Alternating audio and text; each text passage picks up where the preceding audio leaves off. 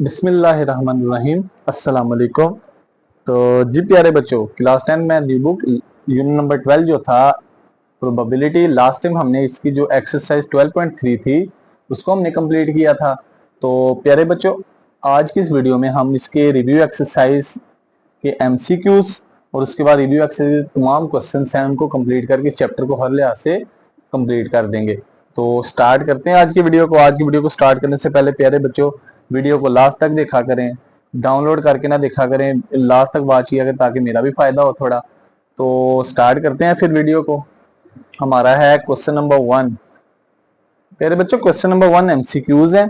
Statement क्या है? Review exercise 12 four possible answers are given for the following questions, choose the correct answers. तो हमने correct answer choose करने हैं। तो सबसे पहले फर्स्ट वाला एमसीक्यू उसमें कह रहा था प्रोबेबिलिटी ऑफ इम्पॉसिबल इवेंट।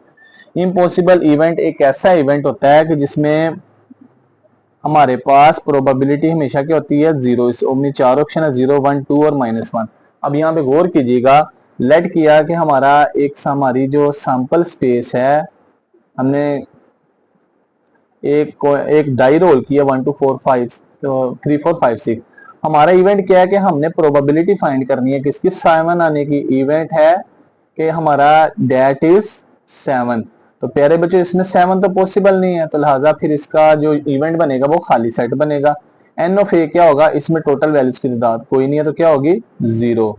तो लिहाजा प्रोबेबिलिटी ऑफ ए का formula n A over n S. N A 0 है, एन एस कितना है? 6। कितना है? 6। तो प्यारे बच्चों, 0 को 6 पे डिवाइड करेंगे तो क्या आंसर आएगा? 0 आएगा।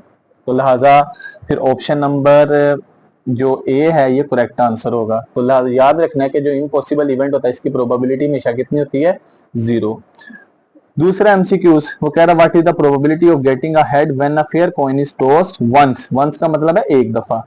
इसकी प्रोबेबिलिटी बतानी है तो चार ऑप्शन है, 0, 0.25, 0.5 और 1।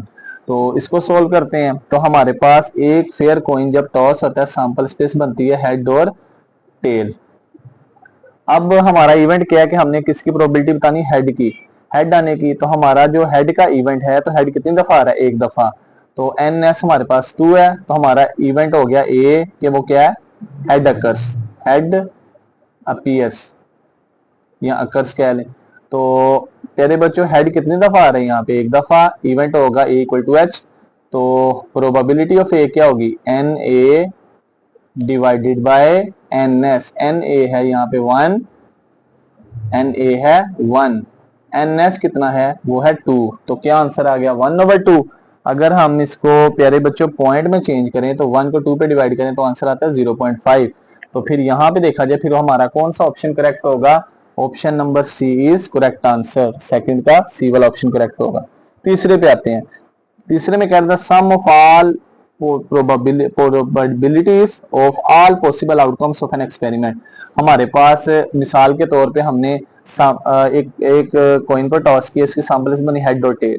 अगर हम यहाँ पे प्यारे बच्चों प्रोबेबिलिटी ऑफ हेड निकालें, उसकी क्या होगी? हेड एक दफा आ रहा है, ऊपर 1 और नीचे एन एस, यही फार्मूला होगा। N of H divide by n of S. Head एक दफा और टेल भी कितनी दफा? और टोटल 1/2, 0.5।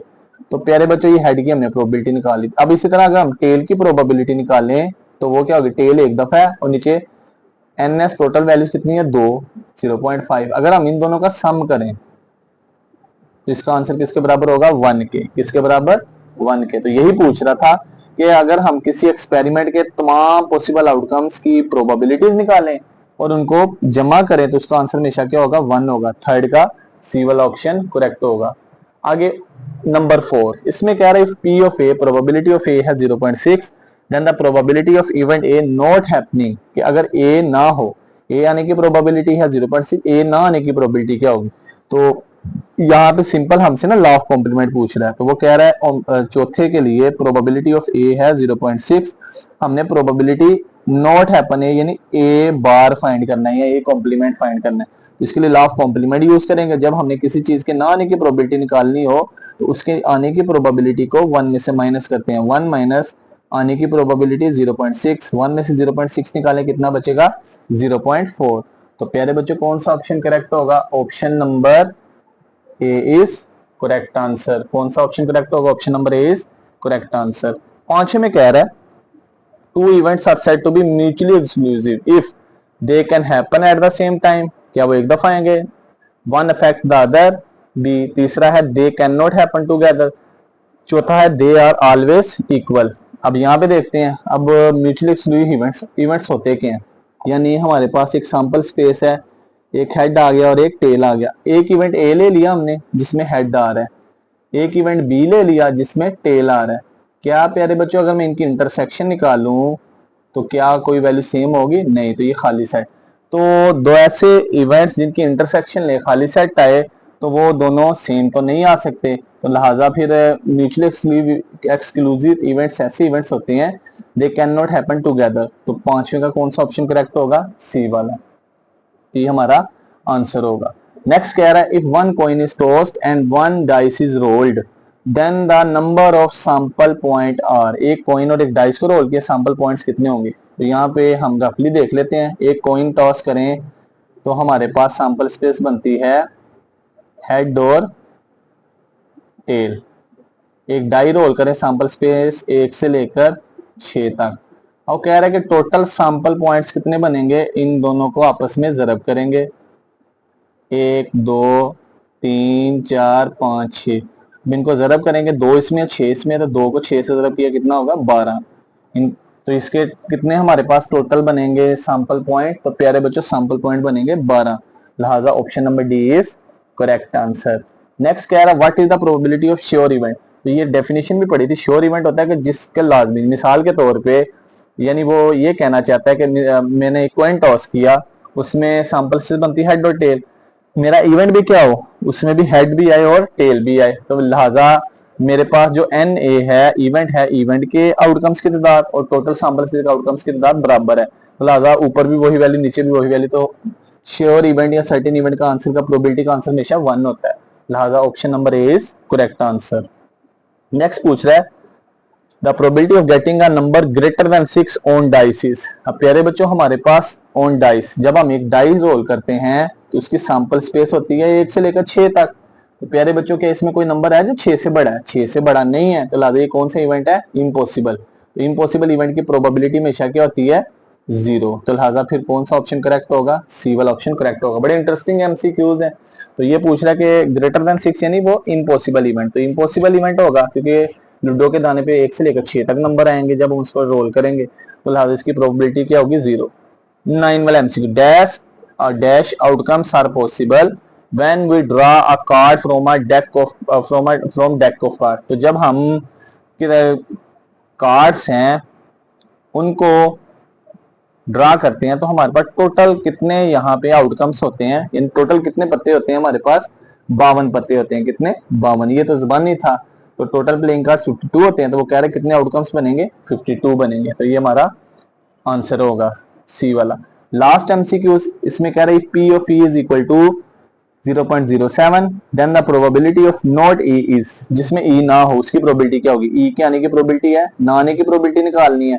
तो प्यारे बच्चों ना आने की प्रोबेबिलिटी में क्या करेंगे, ये जो हमारा ई का आंसर है ना इसको 1 में से माइनस, तो 1 माइनस प्रोबेबिलिटी ऑफ ई कितनी है? 0.07। तो 1 में से 0.07 माइनस करते हैं, देखते हैं क्या आंसर आता है। 1 माइनस 0.07।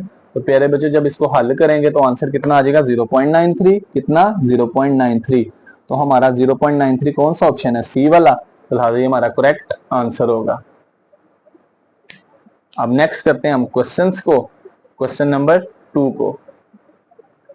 तो जी प्यारे बच्चों रिव्यू जो है ना, ये लास्ट में भी मैंने आपको 9th क्लास में भी हमने की थी ये न्यू बुक की, कि मैं आपको बता चुका रिव्यू जो है ना पूरे चैप्टर का निचोड़ होता है कि उसके मिक्स अप क्वेश्चंस दे देते हैं कि प्रैक्टिस के लिए कि आपको जो है ना चैप्टर की कितनी समझ आई है।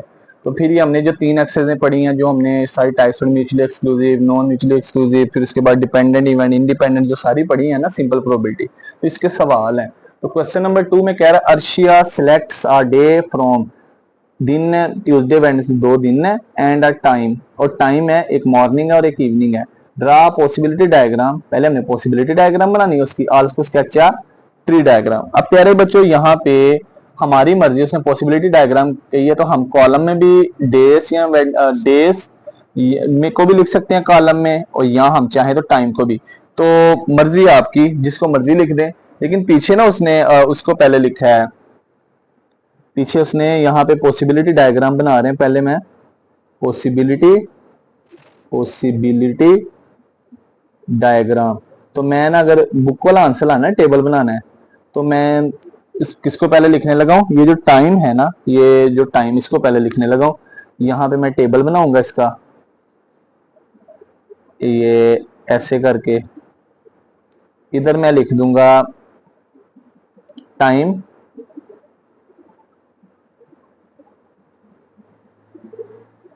इधर मैं लिख दूंगा डेज,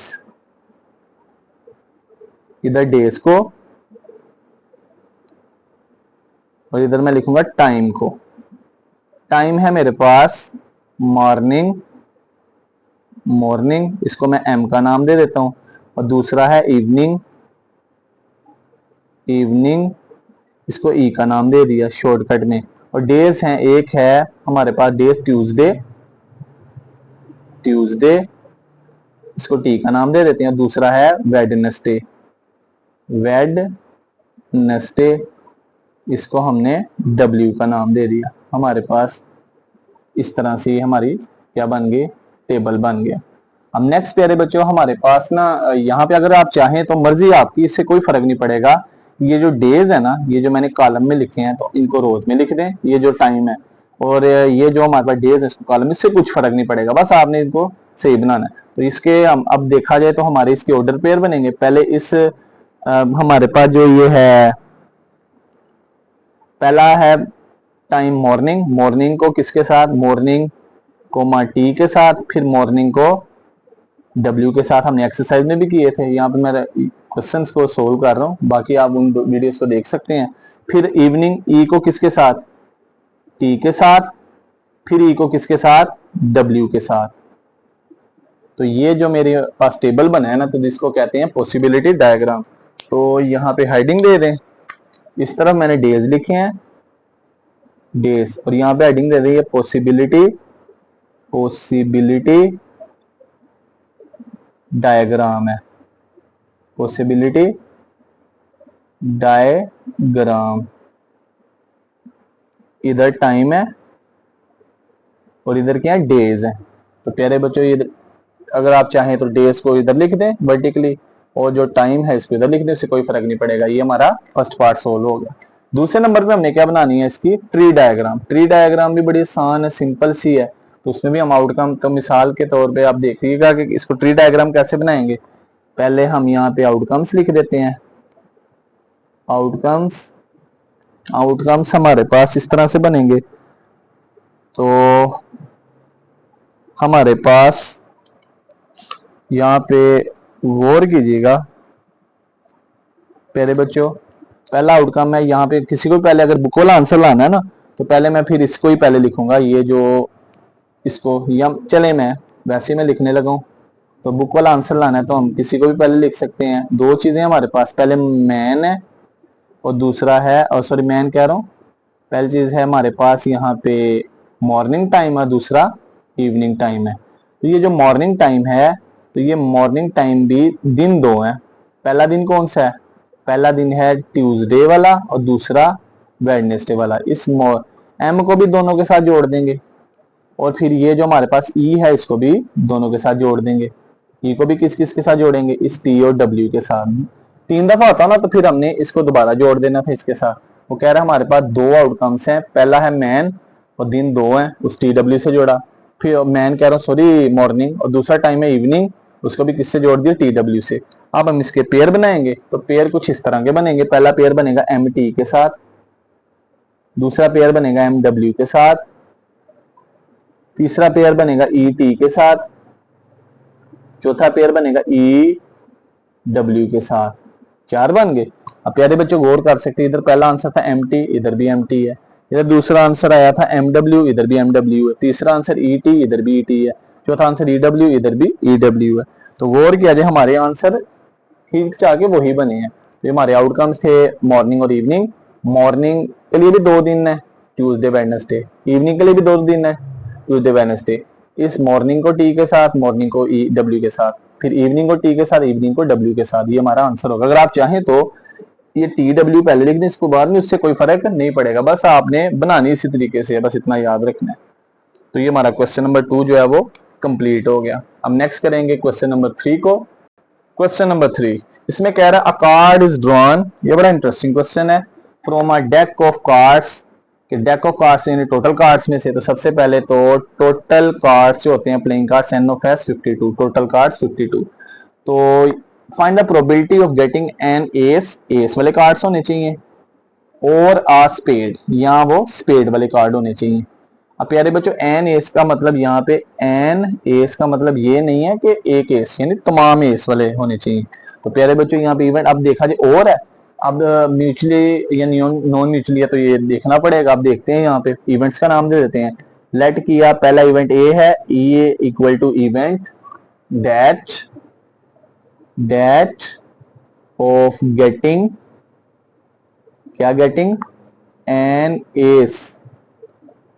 तो दूसरा इवेंट है उसको बी का नाम इवेंट दैट ऑफ गेटिंग, ये जो और के बाद है, गेटिंग अ स्पेड, दूसरा हमारा क्या हो गया, स्पेड का हो गया। प्यारे बच्चों सबसे पहले हमारे पास ये जो एस वाले पत्ते होते हैं जिन पे ए लिखा होता है, क्या लिखा होता है ए, ये कांच के टोटल पत्तों में से कितने होते हैं 4, तो लिहाजा ए एन ऑफ ए कितना होगा 4 होगा।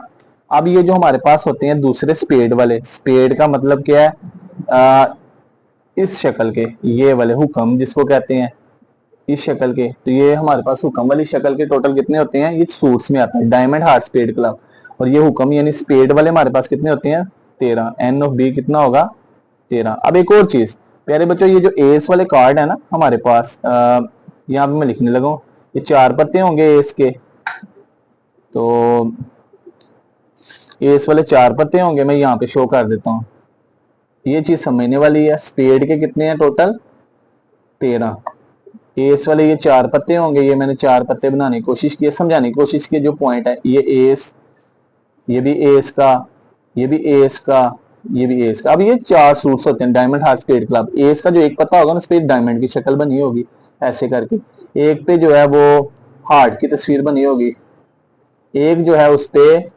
क्लब की तस्वीर बनी होगी ऐसे फूल सा करके बना होगा, और एक पे स्पेड की club.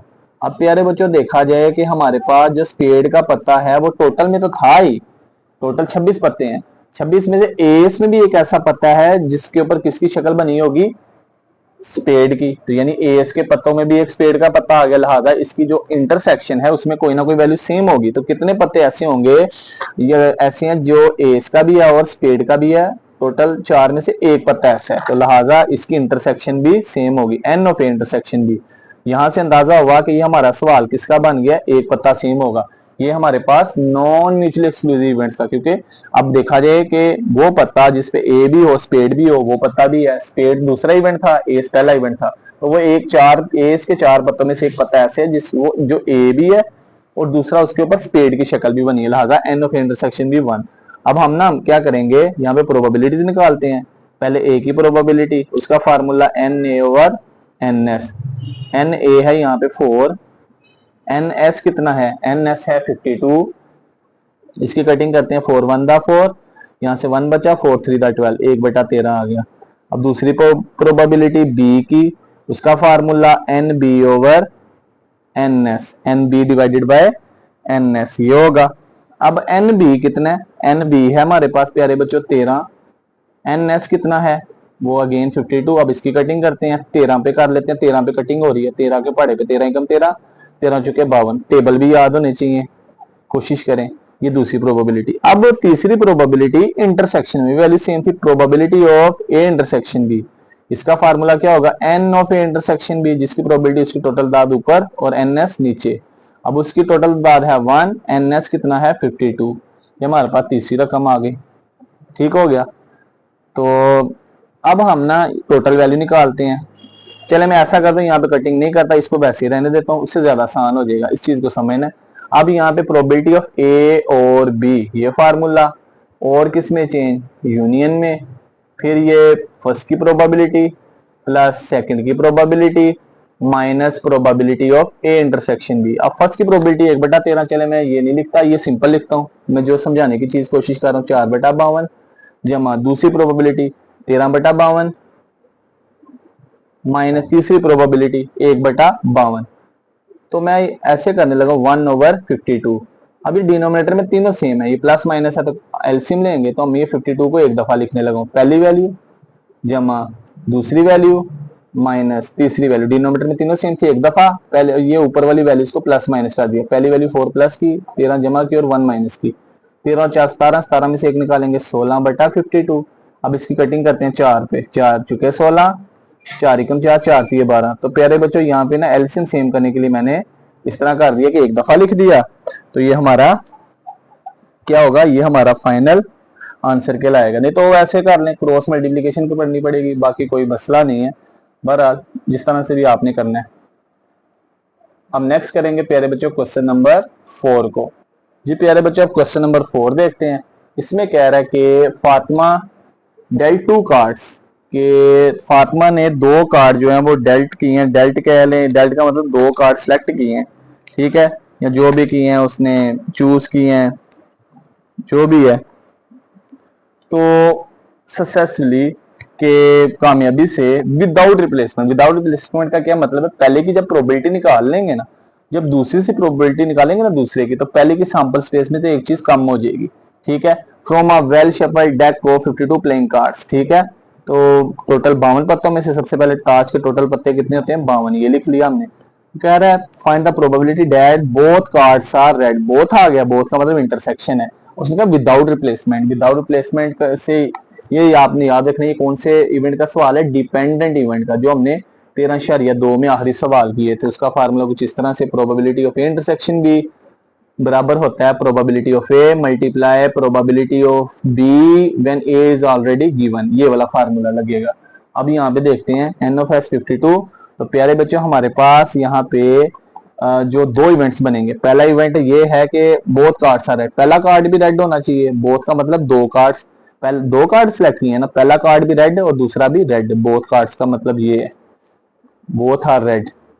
Late A equal to event that first card is red, b equal to event that second card is red। A event है कि पहला कार्ड क्या कौन से कलर का होना चाहिए, लाल रंग का, और बी इवेंट है कि दूसरा कार्ड भी लाल रंग का। प्यारे बच्चों अगली बार हमारे पास जो ताज के टोटल पत्ते होते हैं ना, ताज के टोटल पत्ते पहले कार्ड के लिए, पहले हम फर्स्ट कार्ड के लिए एन ऑफ ए होगा हमारे पास कितना, तो 52 है, 52 में से कितने लाल कलर के होते हैं, 26। पहले हम पहले कार्ड की प्रोबेबिलिटी निकाल लेते हैं, वो सिंपल निकलेगी।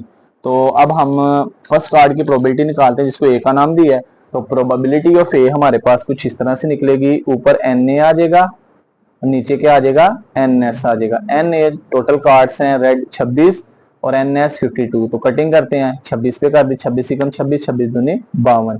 प्रोबेबिलिटी ऑफ ए आ गई 1/2। अब दूसरे में जब सेकंड कार्ड जो है ना वो सिलेक्ट किया है ना, तो सेकंड कार्ड में विदाउट रिप्लेसमेंट है। तो फिर जब फॉर सेकंड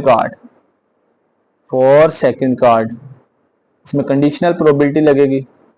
पहले बच्चों जब सेकंड कार्ड सिलेक्ट किया है तो हमारे पास क्या होगा, हमारे पास जो एन एस है ना सैंपल स्पेस, वो कम हो जाएगी। तो वो टोटल 52 थी, 52 में से 1 निकाला, कितना बनेगा 51। तो प्यारे बच्चों हमारे पास जो n of B when A is given ये होगा ना, कुछ इस तरह से बनेगा। इसमें क्या होगा, अब हमारे पास दूसरा कार्ड भी कौन सा, रेड है। तो प्यारे बच्चों रेड टोटल थे 26, कितने 26, जिसमें से हमने विदाउट रिप्लेसमेंट थी, एक कार्ड कम कर देना, 26 में से एक निकालेंगे, कितना बचेगा 25।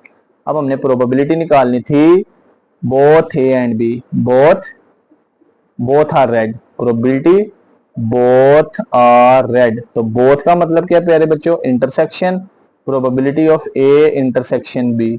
तो इसका फार्मूला क्या होगा, probability of A multiply probability of B when A is given. तो प्रोबेबिलिटी ऑफ ए है प्यारे बच्चों हमारे पास कितनी, 1/2 multiply probability of B when A is given. इसका आंसर है, चलिए यहाँ पे फार्मूला पुट कर लेते हैं, n of B when A is given divided by n of S. तो ये 1/2 लिखा multiply n of B when A is given, ये कितनी है 25। तो जब हमारे पास सेकंड कार्ड की विदाउट रिप्लेसमेंट है तो उसकी जो एन एस है उसकी तादाद कितनी रहेगी 51।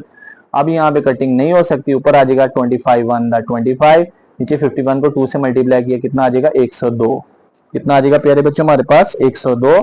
तो हमारा क्या आंसर आ जाएगा 25/102 और ये हमारा फाइनल आंसर होगा। अब नेक्स्ट करते हैं क्वेश्चन नंबर 5 को प्यारे बच्चों। जी प्यारे बच्चों, क्वेश्चन नंबर 5 में कह रहा है if two dice are rolled, दो लूडो के दाने जो हैं वो फेंके उछाले हैं, then find the probability of getting the product of face value is. पहला जो इवेंट हमारे पास वो जो उसका जो प्रोडक्ट है वो 6 आना चाहिए मल्टीप्लाई करके। दूसरा डिफरेंस, माइनस करें तो वो फेस का जो आंसर आना चाहिए 5, माइनस करें तो 5। दूसरा इवेंट, पहला इवेंट है कि मल्टीप्लाई करो 6 आना चाहिए।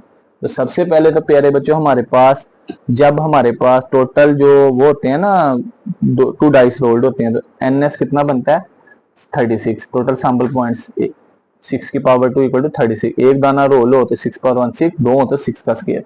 अब मैं यहाँ पे ज़बानी लिख रहा हूँ, ज़बानी आप भी लिख सकते हैं। इवेंट का नाम दे देते हैं, let A equal to event that product of face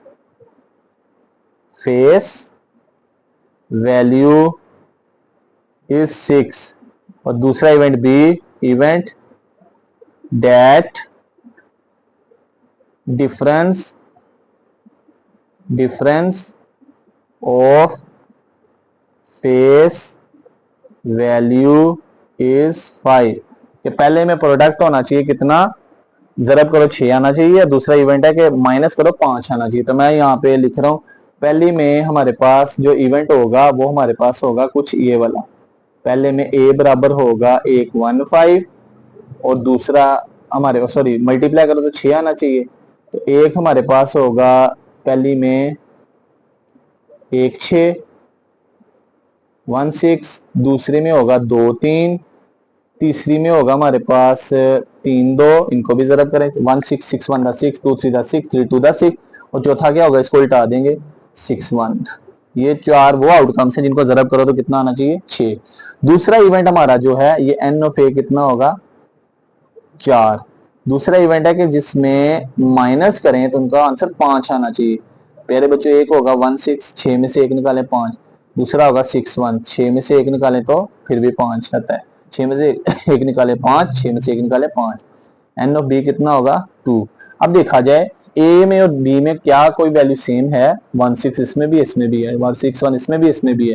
तो लिहाजा जो हमारे पास ए इंटरसेक्शन बी है वो भी सेम है। उसमें क्या आ जाएगा हमारे पास, एक आ जाएगा 16 और दूसरा आ जाएगा 61। ये दो चीजें सेम है। तो लिहाजा ये अगेन जो सवाल है ना हमारा, ये क्वेश्चन नंबर 4 की तरह, 3 की तरह, ये हमारा नॉन म्यूचुअली एक्सक्लूसिव यूनिट्स का है। तो एन ऑफ इंटरसेक्शन बी किसके बराबर 2 के। अब हम क्या करेंगे, ए बी और एन ऑफ इंटरसेक्शन बी तीनों की प्रोबेबिलिटीज निकाल लेते हैं। पहले हम प्रोबेबिलिटी निकालते हैं ए की, इसका formula n A over n S. N A कितना है, एन ए है 4, एन एस सैंपल स्पेस की टोटल वैल्यू 36। और दूसरे पे आ जाते हैं प्रोबेबिलिटी ऑफ बी, इसका formula n B over n S. N B कितना है 2, एन एस कितना है दोबारा, ये भी 36, कटिंग नहीं कर रहे। अब तीसरा है एन ऑफ इंटरसेक्शन बी, इसकी probability n of intersection B divide by n of S, ऊपर 2 नीचे 36 आ जाएगा। तीसरा हमारे पास है प्रोबेबिलिटी ए इंटरसेक्शन बी, ये बराबर N of A intersection B divided by N S. तो N of A intersection B कितना है 2, एन एस है 36, ये आ गया। अब हमारे पास प्यारे बच्चों हमारे पास जो प्रोबेबिलिटी थी ना वो प्रोडक्ट वैल्यू 6 और डिफरेंस वैल्यू 5 और है। तो जो 6 वाला है उसको ए का नाम दिया, जो डिफरेंस 5 वाला है वो बी का नाम, ए और बी। ये और किस में चेंज, यूनियन में, probability of A union B ये निकालनी है। तो probability of A union B for non mutually exclusive events जिनकी इंटरसेक्शन खाली नहीं है, तो इसका फार्मूला फर्स्ट की प्रोबेबिलिटी जमा सेकंड इवेंट की probability minus probability of first intersection second. तो प्यारे बच्चों वैल्यू पुट करेंगे। सबसे पहले तो हमारे पास जो प्रोबेबिलिटी ऑफ ए है उसका आंसर कितना आया है, प्रोबेबिलिटी ऑफ ए आई है 4/36, प्रोबेबिलिटी ऑफ बी 2/36, 4/36, 2/36, और प्रोबेबिलिटी ऑफ इंटरसेक्शन भी 2/36। तो प्यारे बच्चों यहाँ पे ये दूसरी और तीसरी तो कट गई, प्लस माइनस माइनस, तो बाकी क्या बचा 4/36। अब प्यारे बच्चों इसकी कटिंग वगैरह करते हैं, तो ये हमारे पास इवन नंबर है, 2 पे भी काट रहे हैं और ये दोनों 4 के मल्टीपल भी, 4 पे काट दें, 4 एकम 4, 4 नया 36, तो क्या आंसर आ गया 1/9। तो ये बड़ा सिंपल सा क्वेश्चन था प्यारे बच्चों। एक बार दोबारा देख लेते हैं, वो दो डाइस रोल हुई हैं तो हम एनएस आ गया 36, दो इवेंट है, पहले इवेंट पे जो मल्टीप्लाई करें तो आंसर 6 आना चाहिए, और दूसरा इवेंट है कि माइनस करें 5, तो मल्टीप्लाई करें 6 कौन कौन से बनते हैं 1 6 2 3 3 2 और 6 1, और माइनस करें 5 का कौन से बनते हैं 1 6 और 6 1, इस तरह से। और फिर हमने ये इनमें दोनों में सेम वैल्यूज भी थी, कॉमन भी आ रही थी कि हमारे पास ये इंटरसेक्शन भी 1 6 और 6 1 ए में भी है और 1 6 6 1 बी में भी है, इंटरसेक्शन निकाली ये सेम है, दो प्रोबेबिलिटीज निकाली, इनको जमा माइनस किया तो ये हमारा आंसर आ गया। अब नेक्स्ट प्यारे बच्चों क्वेश्चन नंबर है 6। क्वेश्चन नंबर 6 में प्यारे बच्चों कह रहा है कि अ बैग कंटेन्स, ये भी आपका देखते हैं, ये भी विदाउट रिप्लेसमेंट यानी डिपेंडेंट इवेंट्स का है। तो ये जो हमने ये ना चौथा सवाल किया था ना, ये वही कैटेगरी का सवाल, को बड़ा इंटरेस्टिंग है, जरा गौर कीजिएगा। इसमें कह रहा bag contains 7 orange and 5 purple marbles, marble क्या ले पत्थर है, ठीक है। तो सबसे पहले तो यहाँ पे देखते हैं orange marbles, orange marbles, number of orange marbles, number of orange marbles, तो ऑरेंज मार्बल कितनी है 7, और पर्पल मार्बल्स कितनी है 5, नंबर ऑफ पर्पल मार्बल्स जिनका पर्पल कलर है तो वो हमारे पास कितनी है 5 है। तो प्यारे बच्चों टोटल मार्बल्स जो हैं हमारे पास वो कितनी बनेंगे, टोटल मार्बल्स है हमारे पास, इन दोनों को जमा कर देंगे एक बैग के अंदर पड़ेंगे, ये 12 होंगी, कितनी, एक बैग है, इस थैले में कह लेंगे 7 जो है वो माल्टे रंग की मार्बल्स हैं, 5 पर्पल रंग की, तो टोटल मार्बल्स कितनी होंगी, इन दोनों को जमा कर दिया, और ये प्यारे बच्चों हमारे पास क्या कहलाएगा एनएस, एनएस कितना है 12। अब वो कह रहे 2 मार्बल्स आर ड्रॉन, 2 मार्बल उसमें से ड्रॉ सिलेक्ट किए हैं, वन आफ्टर द अदर, यानी पहले एक सिलेक्ट हुई ना, तो दूसरी पहली के बाद होगी, लेकिन वो किस तरह सिलेक्ट हुई विदाउट रिप्लेसमेंट, अगेन ये डिपेंडेंट इवेंट क्या है कि यानी एक से होने की प्रोबेबिलिटी से दूसरे पे फर्क पड़ेगा। पहले find the probability that first marble is orange and second is also orange, यहाँ पे ऑरेंज लिखना था, फर्स्ट मार्बल भी ऑरेंज होनी चाहिए, दूसरा सेलेक्ट किया वो भी ऑरेंज, तो ये बड़ा सिंपल सा सवाल है। पहले तो इवेंट का नाम, let A equal to event that first marble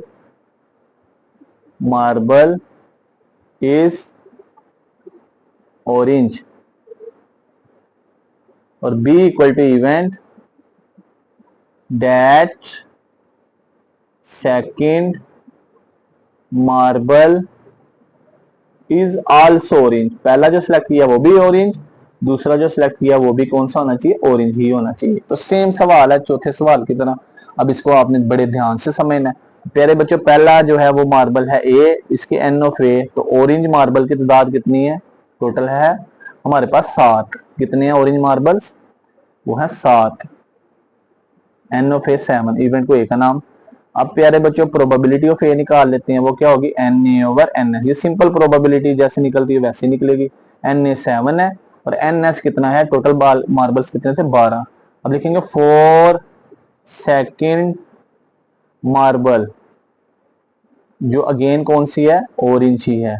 प्यारे बच्चों गौर कीजिएगा, और उसने कहा विदाउट रिप्लेसमेंट है, तो जब विदाउट रिप्लेसमेंट हो तो हमारे पास जो एन एस है उसकी तादाद में कमी आएगी, एक कम हो जाएगा, पहले एन एस 12 था, अब कितना हो जाएगा 11। और दूसरी बात यह है कि प्यारे बच्चों हमारे पास जब पहला भी हमारे पास जो था जो सिलेक्ट हुआ था ऑरेंज, दूसरा भी वही कैटेगरी का है, तो उसमें भी कमी आएगी, तो फिर हमारे पास जो n B given A, n B नहीं होगा एन बी गिवन ए, वो कैसे निकलेगा कि हमारे पास जो पहले जो थे वो ऑरेंज मार्बल कितने थे 7, कितने थे प्यारे बच्चों 7, अब वो कितने रह जाएंगे 7 में से भी एक कम हो जाएगा, कितने बचेंगे 6।